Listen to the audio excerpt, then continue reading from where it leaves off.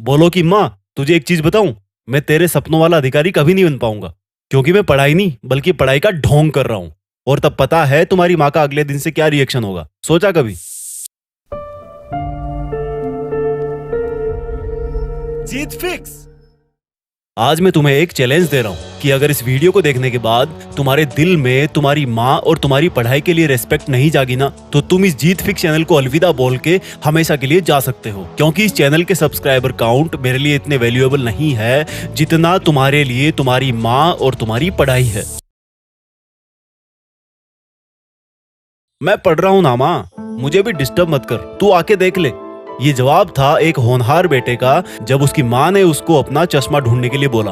और बेटा इतने छोटे से काम से बचने के चक्कर में माँ के सामने पढ़ाई का दिखावा कर रहा था। कितनी शर्म की बात है यार। तुम्हारी माँ सर्दी गर्मी बरसात हर मौसम में बड़ी ईमानदारी से तुम्हारी सेवा करती आ रही है। पता नहीं तुम उसके सपनों वाला अधिकारी कभी बनोगे या शायद नहीं बन पाओगे, लेकिन तुम्हारी सेवा के प्रति तुम्हारी माँ के कामकाज देख के लगता है कि जैसे तुम आज की तारीख में तुम्हारे घर के एक बहुत बड़े अधिकारी हो। तुम्हें पलट के ये जवाब देने में सिर्फ 3 सेकंड लगती है कि माँ मैं पढ़ रहा हूँ। बेटा इस लाइन को ना थोड़ा सा करेक्ट कर लो। हिम्मत है तो जैसा तुम पीठ पीछे कर रहे हो वैसा बताओ। बोलो कि माँ, तुझे एक चीज बताऊं, मैं तेरे सपनों वाला अधिकारी कभी नहीं बन पाऊंगा, क्योंकि मैं पढ़ाई नहीं बल्कि पढ़ाई का ढोंग कर रहा हूँ। और तब पता है तुम्हारी माँ का अगले दिन से क्या रिएक्शन होगा, सोचा कभी? कुछ रिएक्शन नहीं होगा। वो अगले दिन फिर भी 4 बजे उठेगी और उठते ही सबसे पहले तुम्हारे रूम में तुम्हारा कूलर बंद करने आएगी कि कहीं मेरे लाडले अधिकारी को जुकाम ना हो जाए। शर्म की बात है। तुम्हारे स्कूल के टेस्ट तो साल में 10 बार होते होंगे, लेकिन तुम्हारी माँ का इम्तिहान रोज होता है, जब उसको छोटे छोटे कामों के लिए जवाब सुनने को मिलता है कि माँ अभी मैं पढ़ रहा हूँ। अरे बोल दे कि ढोंग कर रहा है। माँ मैं पढ़ रहा हूँ। अरे बोल दे कि देख रहा हूँ कि किस किस ने मेरा स्टेटस देखा।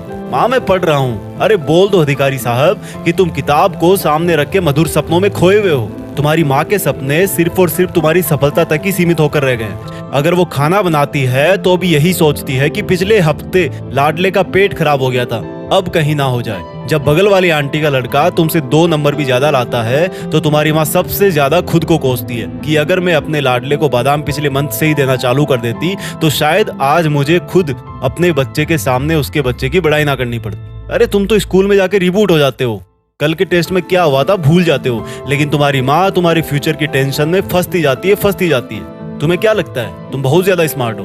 तुम्हें क्या लगता है पढ़ाई इतनी मुश्किल है जितना एक माँ के लिए बेटे को मुश्किल में देखना होता है? पर तुम ये बात सिर्फ तब समझोगे जब 20 साल बाद तुम्हारा बच्चा भी तुम्हारे साथ ऐसा बिहेव करेगा, लेकिन तब तुम चाह के भी आज की तारीख में वापस नहीं आ पाओगे। और उस वक्त एक तरफ तुम्हारी बूढ़ी माँ होगी जो चारपाई पे दवा लेके लेटी होगी, और एक तरफ तुम्हारा बच्चा होगा जो बिल्कुल तुम पे गया होगा। अगर मेरी बातें मेरे जितनी तुम्हें भी बुरी लग रही है ना, तो आइंदा ये मत बोलना कि माँ मैं पढ़ रहा हूँ, तू देख ले अपना काम। क्योंकि तू अपने आप से पूछ कि तू पढ़ता कितना है और सोशल मीडिया कितना चलाता है। क्या ये पढ़ाई, ये किताबें तुम्हारी माँ के विश्वास से ज्यादा बड़ी है? तुम्हें पता नहीं है जब तुम पैदा हुए थे तो घर में बहुत खुशी मनाई गई थी। पता नहीं तुम्हारी कैसे कैसे नजर उतारी गई थी, तुम्हें हर सुविधा दी गई, लेकिन जैसे जैसे तुम बड़े हुए इन चीजों को तुमने ग्रांटेड लेना शुरू कर दिया कि ये तो हमेशा से ही ऐसे थी। तुम क्यों नहीं समझने की कोशिश करते कि तुम अपनी माँ के सपनों वाला सक्सेसफुल इंसान सच में बन सकते हो? तुम क्यों नहीं समझते कि तुम अपनी माँ को घर के इतने सारे काम से जल्दी रिटायर करके उनकी बची हुई जिंदगी को आराम से कटवा सकते हो? याद रखना मेरे दोस्त, वो अपने लाडले से प्यार करती है, वो नौकर नहीं है तुम्हारी। अगर वो जिम्मेदारी ले रही है तो तुम भी कुछ बड़ा करने की जिम्मेदारी लो। अरे कम से कम इतना तो कर सकते हो कि झूठ बोलकर धोखा मत दो। हर एक सक्सेसफुल इंसान के पीछे एक औरत का हाथ होता है, और वो हाथ है तुम्हारी माँ का, जिसका खून तुम्हारे शरीर में दौड़ रहा है। उसको कभी फीका मत पड़ने देना। इस वीडियो को हर एक उस हिंदुस्तानी स्टूडेंट के पास शेयर करना जिसको आप सक्सेसफुल देखना चाहते हैं। हो सकता है वो अपने माँ के सपनों को पूरा कर पाए। जय हिंद, वंदे मातरम।